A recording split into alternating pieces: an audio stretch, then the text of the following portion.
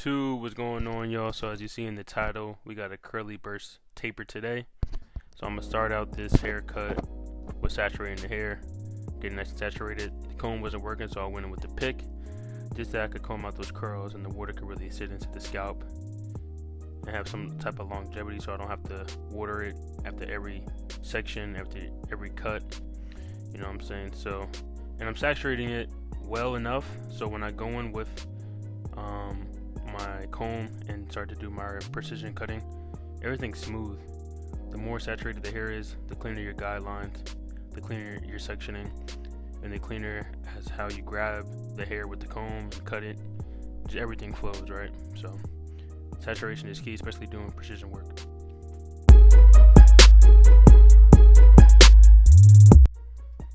So now I'm combing everything forward with my comb, and then we're going to begin sectioning off our middle profile.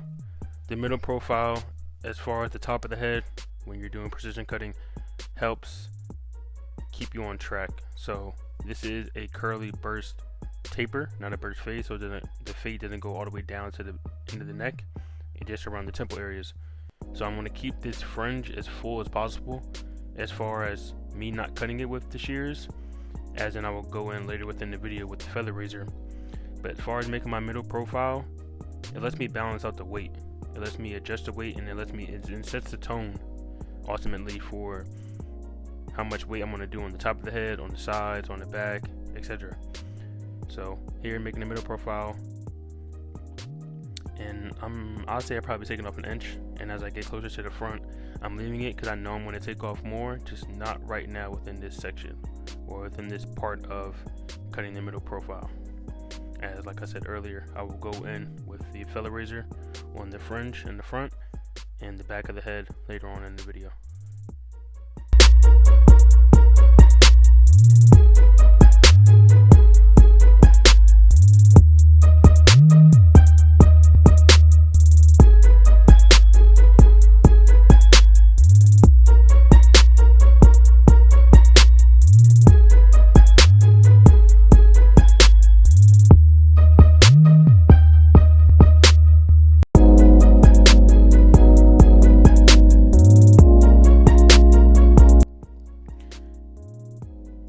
Now I move that middle profile to the right side. I'm going to move it both to the right and left. And now this is what you call cross-checking. Before I cross-check, I'm going to section off the crown of his head from where we moved the middle guideline from, and basically the top, section off the top from the bottom. Just so that way when I do cross-check, I don't grab any hair from the crown area or below and cut it by accident.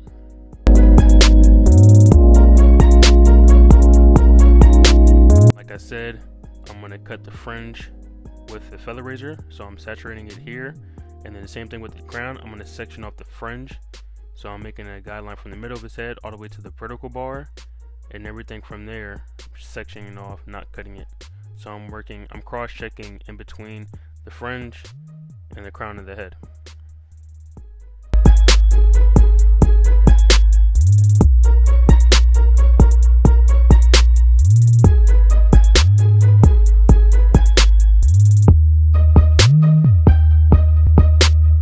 Whole point of cross-checking is you're taking your middle guide, your middle profile that you just created and cut, moving it both to the right side of on top of the head and the left side on top of the head, and you're checking it. So you're taking that middle profile, which is already cut, and you're matching it to the right side.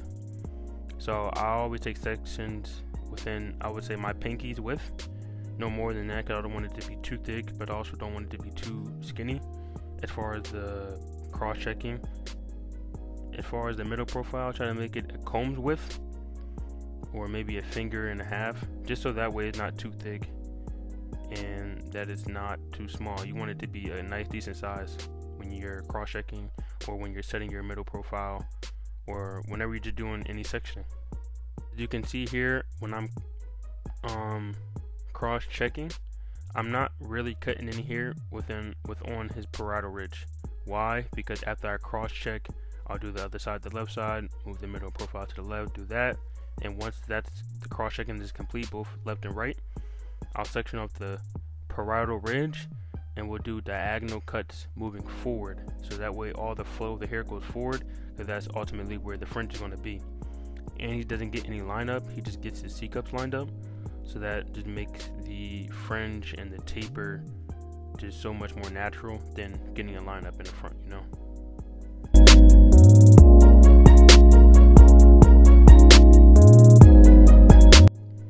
Like I said earlier, once I'm done cross-checking both the right side and the left side on the top of the head, I'm going to section off the parietal ridge, which I'm doing here, but first I'm going to resaturate the hair, just so that way it's saturated enough, but I just want to make sure it's, I'm just ODing it right now, I'm not going to lie. But here we go, saturate, sectioning off the parietal ridge. It's really where the top of the vertical bar is at. That's it mainly, or a little bit above, depending on the head shape, but it's where the top of the vertical bar is located. So now we're doing diagonal cuts going down, but moving forward. So we're moving from the center, or let's say the apex of his head, towards the front. And then we're just going to cut. I'm going to have my knuckles close and tight to the head. My fingertips can flare out a little bit, because that underneath of that fingertip is ultimately where I'm going to go with the clipper. So I'm trying to blend in, honestly, from the line after the tip of your finger and above.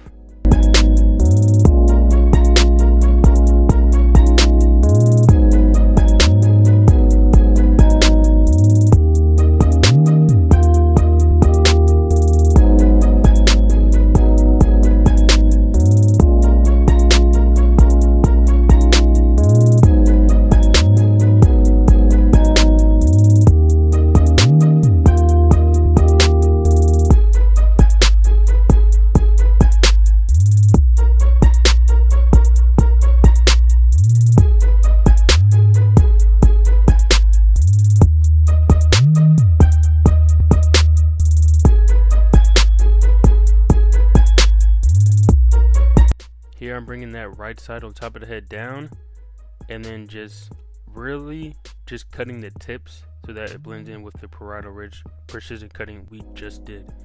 Not cutting a whole bunch off, I'm just grabbing the tips from the top of the head, meeting it with the parietal ridge, and even everything out, so that way it flows all smoothly. And once again, once I get to the C-cup area, or sometimes people call it hooks, whatever you want to call it, the vertical bar area, I'm just not cutting that at all, because I'm going to blend that out later on.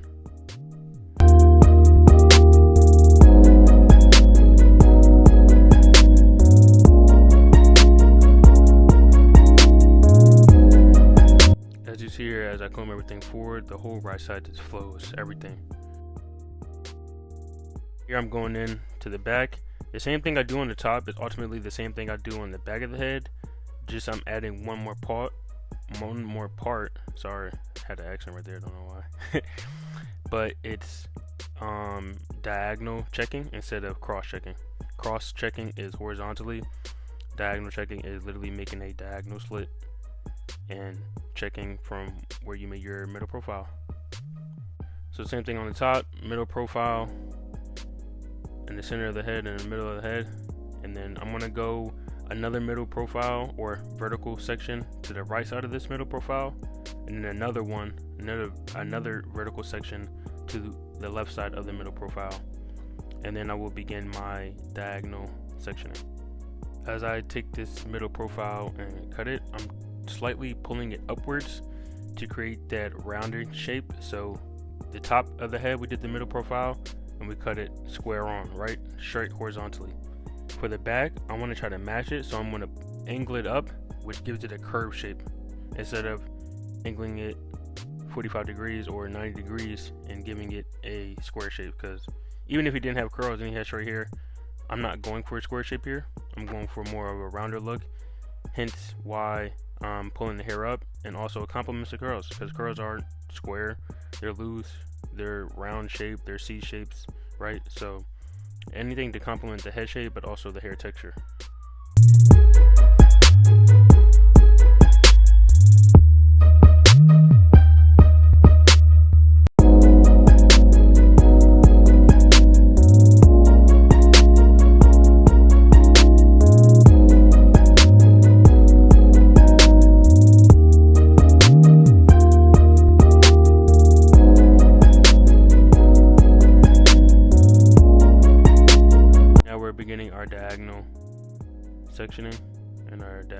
checking. I'm not really cutting too much below the nape, as I'm just going to keep those curls flowing. I'm going to go in with the feather razor, as I said earlier, as well.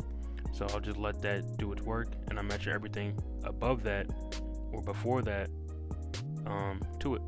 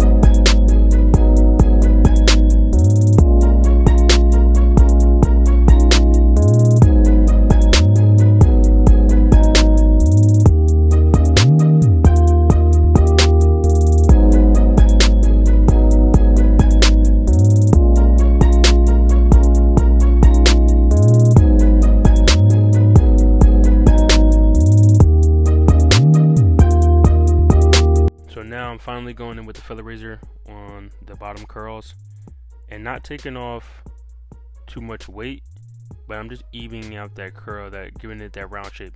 He's not going to get any lineup in the back whatsoever, just I would say an inch behind the ear, and then obviously the C-cup, but the back of his head and the front of his head, there's no lines at all. So if I can create a shape that gives the illusion that it's a rounder shape or it's lined up round, I'm gonna do it, especially because he has curls, so everything would just flow so much more evenly.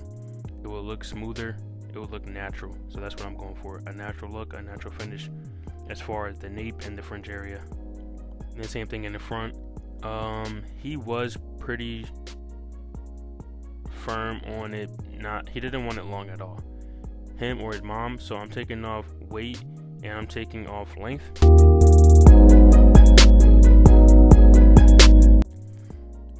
Here I'm going in with my 1.5 close and then feeding that hair through the guard with the comb, just so that way I could get everything all level to that 1.5 close.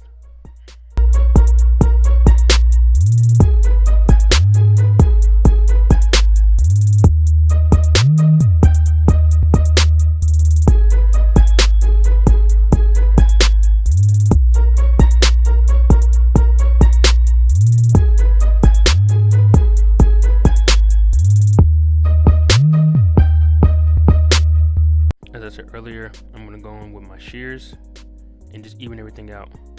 These are my thinning shears, and I'm just removing some of that bulk created from the 1.5. I could have easily gone in with the 3, maybe open and then work my way closed, but here it just makes it more, it takes off enough weight where it's not too light, and that's what I like, especially for any type of haircut that goes within the parietal ridge, which is most, I would say, if it's not a low taper or a low fade.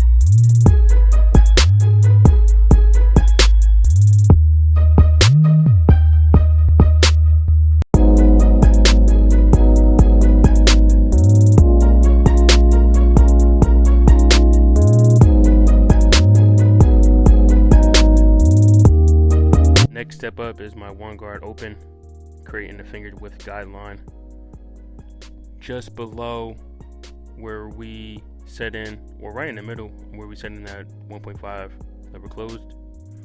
And just making sure everything is even to that one open, and then we're going to close it.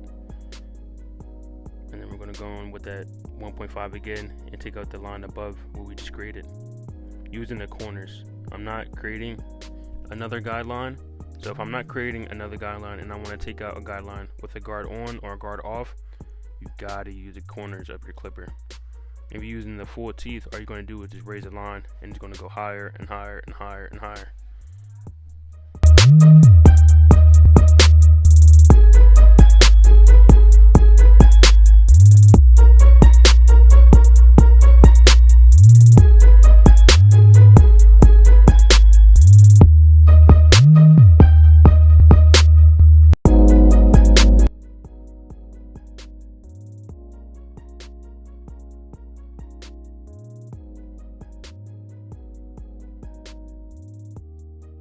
And then detailing, man.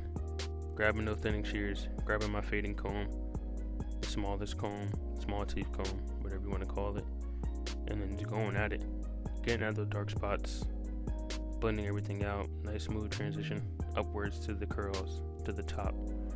Detailing is what separates you from other barbers, because all my steps could be done, and I think I'm finished, but detailing just separates that extra 5 to 8 minutes of detail on a haircut, just perfect.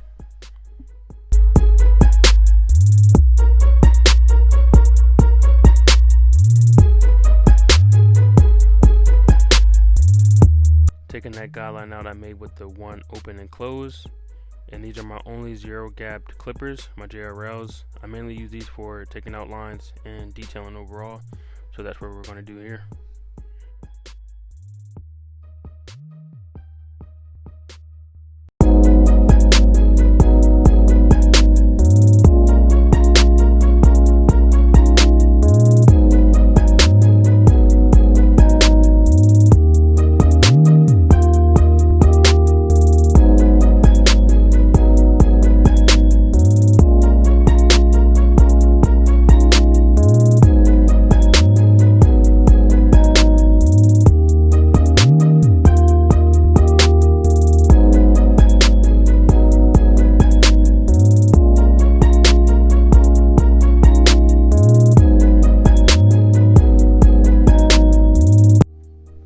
So once that detailing is done, I'm gonna style it a little bit with some mousse, clip that humidifier on there, and just get the curls pop a little bit, mess them up a little bit, you know what I'm saying?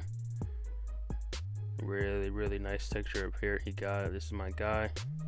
I don't know how many times I cut him, but always said I'm gonna record when I do, and he reminded me today, so that was perfect. So here's the final result. Spraying the alcohol on him. He's one of the few kid clients that I have that don't react too much, which is perfect, because I've cut my hair for years and I don't even react crazy right off the alcohol, and I've had fades, high and tides, I have tapers, and it's just like I'm immune to it now. But yeah, see, he checking it out right here, he liking it, you know what I'm saying? Got a smile on his face, mom in the back, she liking it, and this is the final result. YouTube, thank y'all for watching. I know the voiceover wasn't the best, but we're gonna get better at it. Peace.